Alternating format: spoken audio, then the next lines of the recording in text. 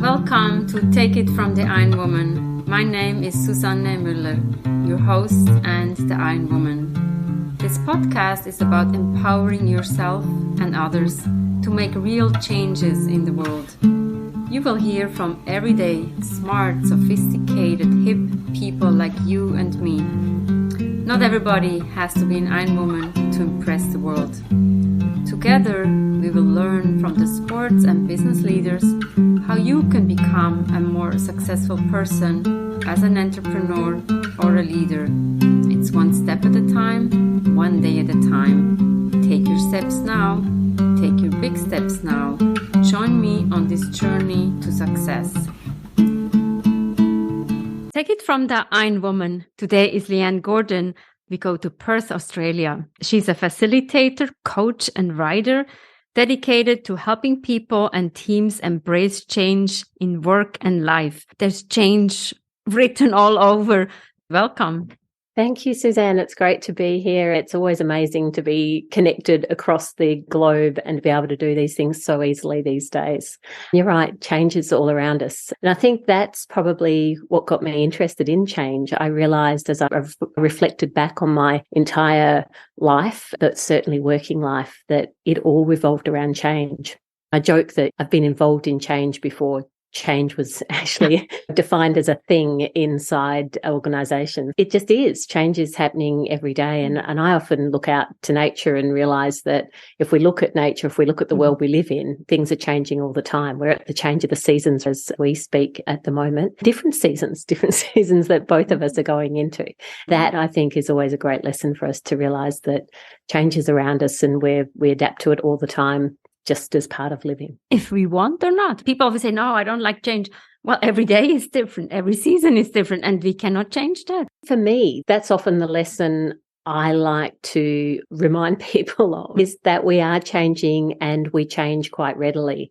I think inside our workplaces, we walk around with this myth that everybody hates change. Change is terrible. Change is hard. Change is this. And yet we deal with change all the time without even thinking about it. I often use the simple things like on your commute to work.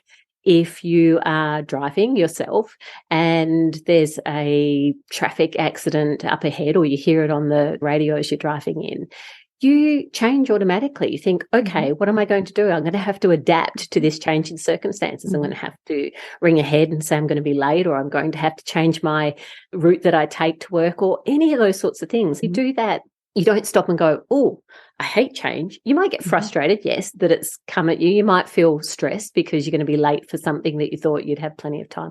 All of those things, I think, are natural. But our ability to adapt and respond and make decisions around change, we do without even thinking. Why is it any different in our workplaces? Every day you write a blog. How did that start? Because I'm a blogger too, so I'm curious, but I don't have 1,100. It's an interesting story. I think it started many, many, many years before the actual first one was written, in that I had been wanting to write for a long time. And I followed other writers who wrote regularly blogs, and some of those were daily, some were monthly. They were all different sorts of things. I subscribed to these and I thought, that's something I'm going to do one day. And that one day I did all the things that I give helpful advice and assistance and support to other people to do. I put all the blockers in my own way. Oh, I can't possibly do that now. Oh, I don't want to start because what if I can't keep it up? What if I make a promise and I don't keep it? And all of those sorts of inner voice whisperings that said, no, it's not a good time. Oh, my kids are too young. I've got too many things on my plate. Oh, I've got too many clients at the moment. Oh, the excuses piled up. However, the whisper got louder and louder in terms of saying, why not? What if you just give it a go? And what if you start? And there was a particular blog post, probably late 2019, from Seth Godin, whose work we both follow, that said something along the lines of, now's the time to start. Because he doesn't should as such, but I took it as a should. You should start that thing that you said you were going to do. I had that running around my brain, and then a colleague had suggested come the beginning of January that they were going to start a 30-day sprint and come and join our 30-day sprint, and we can track our progress over those 30 days and we can sort of see ourselves get to that 30 days of things. We had a Google sheet and we shared that Google sheet. Each day we went in and ticked, and I thought, okay, this is my time. I'm going to start this thing right now. I did. I just took the leap. 1st of January, 2020, I went in and I started writing. And I ticked the box, and the next day I ticked the box, and the next day I ticked the box. That joint accountability, the fact that I knew there were other people doing it. I went into that Google sheet, I saw all the different ticks going on, and I added my own, and it felt good. After the 31 days of January, wow, I've written for 31 days. And we all said, let's extend the Google sheet into February. We did. And then February turned into March. What I realized was by the time I got to March was I didn't need the Google sheet. The Google sheet made me do it, but I didn't really need the Google sheet and continue on, because once I'd got into March and I'd got up to whatever number, 90, and I was heading to 100, and 100's always feel a round number. I'm doing this thing. I'm showing up every day and I'm writing.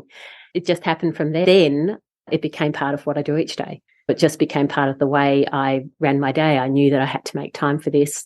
I knew that I had to keep my eyes open, my ears open. I had to always be on the lookout for what things I could write about. It just became part of how I lived. And so 1,180 drips later, I'm still going. Congratulations. I'm a marathon runner, so I know what it is, what it takes, the discipline. I'm just curious. Obviously, I'm writing a blog once a week. I've been doing it for more than 10 years. It's a routine that I got in. I think a few weeks ago, Friday came around. I'm like, where is my blog?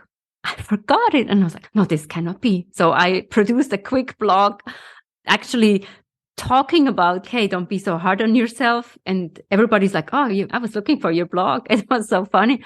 How do you create that discipline? Obviously, the Google Sheet is fantastic and you have a support system. I think that's what's make a difference. Absolutely. I think that support of others certainly helped. I realized, though, that I probably was ready. There is that thing of sometimes, and I've done it myself with other things that I've thought, okay, I'm ready to do this, but I wasn't really ready. And so that's why you get to a certain point and maybe it gets a bit hard, because it's always going to get hard.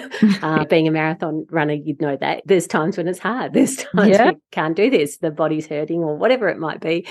When those things get hard, you think, I'm not ready, and you stop. Whereas I think once you're ready, there is that sort of sense of conviction that you have that it's time to do this. And whilst the Google Sheet and the support of the other 30 people, however many we were on that sheet, helped, I would have got there without it, but I got there quicker with it. The support was fantastic. And then I think it's around just for me, it was keeping my mind open to the fact that I needed to build the infrastructure, for want of a better word, around it. I had to make all of it easy enough that it became an easy part of things. It became part of, like, just brushing my teeth in the morning. Writing my blog was just part of that process. So I set up the things where there's a space for it, there's a time for it. There is a format for it. I built those things in over time. The format of write something, set myself a timer. I set myself sort of some constraints to say, okay, I could overthink this for days. I could spend an hour staring at the screen going, what am I going to write about? How's this going to fit with what I've been talking about? Is it going to fit with the workshop that I'm wanting to launch? Or all of those things could come into play. No, forget all of that. Set the timer. Write about things that you're thinking about. Write what's top of mind. Get it out there in that short time. Read over it once. Don't worry about whether there's spelling or a grammatical error in it. It will be good enough. It will be fine. It's going out into the world of social media. It will fall off the track very quickly. And so it doesn't matter.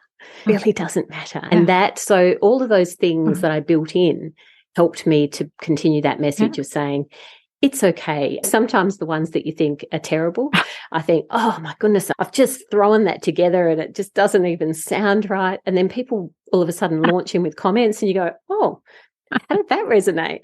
And then the ones that you think, oh, that was a gem. And there's crickets. So all of that helps to reinforce the fact that it's all okay.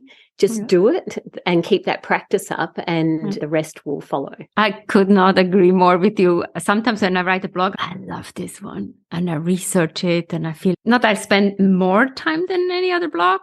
This is really one of my favorites. Nobody says a word. And then I write something and I was like, oh, this is really blah. People are like, thank you so much. This is what I needed today. I'm like, really? As we learn from Seth Godin, ship it. It's about the consistency. It's about showing up.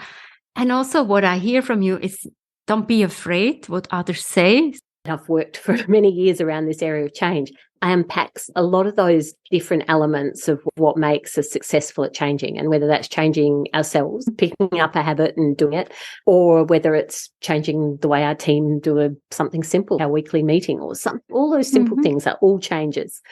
I sort of think, well, what's in those? And some of it is that, I guess, the confidence and the courage to make a mistake.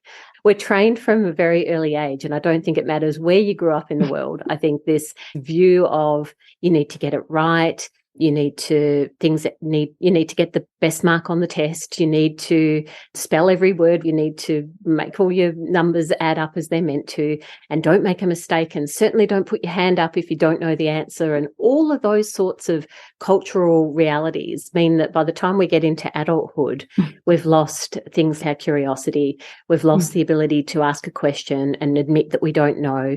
We're frightened of failing because we've been told failing is bad. And all of those messages we have to unlearn and relearn a different way. Or we don't. We go through life carrying those with us and tying ourselves up in knots and having quite a stressful life as a result of it. If we want to change and if we want to do things and show up for the things that are important to us, it really is worthwhile hacking where you hear the fear rise up and go, well, what am I afraid of? Well, what was I afraid of? I was afraid of probably an English teacher way back in my schooling years who picked me up for grammatical errors. And I was afraid to write because I thought, I came through the era where they really didn't teach grammar all that well. We were in some sort of educational experiment around, we didn't need to learn that. I thought, I'm not good enough. I don't write as well as all these people who I aspire to be. That's what I was afraid of. Somebody, the English teacher equivalent, saying, oh, her grammar's not very good, and all of that. And then I thought, really? I'm going to stay quiet and not put my ideas out into the world and not share what I think can help other people with by actually sharing and talking about it, all because I'm worried about making a little mistake. I think being aware of and constantly listening to the language we use with ourselves, whether it's the silent voice that nobody else hears in our head, or when we're speaking to other people, when we pick ourselves up and say, oh, that's me lacking sort of the confidence and the courage to actually just give this a go, because what's the worst that can happen? What is the worst that can happen? Nothing. Obviously we know if you're in the automotive industry, you're a brain surgeon, you don't want to make mistakes. But what you and I do, I think we need to show some vulnerability, and it's courage, curiosity. If we don't embrace change, how can we then talk about change and lead the people through change? That's what comes to my mind. Yes. And I think that's it. For me, becoming a parent helped in that space as well, because I realized that I was becoming a model for two other humans to say, this is what you can do and this is what's possible. It does give you an opportunity to sort of turn the mirror around and say, well, how am I showing up in the world? Because how would I like them to? And I don't want them being afraid of things. And I don't certainly want them having the voice that I might have heard in my 30s or 40s speaking to them over something that really isn't necessary. It's just about saying, continually asking yourself, what is the worst that can happen in this moment? Alternatively, what's the best that can happen in this moment? What is possible once we turn that around? What might be if we actually just give something a go? We just really, it sounds cliched, but we never know until we actually do give it a go. What change will come our way now? Wow. Now, that's a big question, which we can probably talk for about 6 or 7 podcast episodes on. I think the exciting thing is I feel at an individual level, when I talk to people one-on-one, that there's a real readiness for change. We've been through a very sort of tumultuous period in our history, and the universal experience different. We experienced things very differently in different parts of the world over the last few years, but there's a universality to what we actually experienced as well. And that, when you talk to people, that shared experience has energized people to say, well, ask some big questions. What am I doing? What do I want to be doing? Where do I want to be living? How do I want to show up? All of those sorts of questions people are asking themselves. At an individual level, there's lots of change and lots of possibility, and people are ready to do life a little bit differently, which for me is really exciting to see. Then that opens up broader possibilities. That means that the way we work, our workplaces, our societies, our communities all start to, I guess, those changes ripple out, and we start to benefit from being able to say, well, perhaps some of those truths or rules or things that we told ourselves we had to do, we can question and do a little bit differently now. Broadly, I think lots of possibility ahead. I like that word, possibilities, opportunities. Are you ready? I hope so. You are. Change is in the air. Thank you so much. Thanks so much, Susanne. What are you taking away from this? Change is around us. Just be open, be ready for all the possibilities that come your way. Take it from the Iron Woman. We have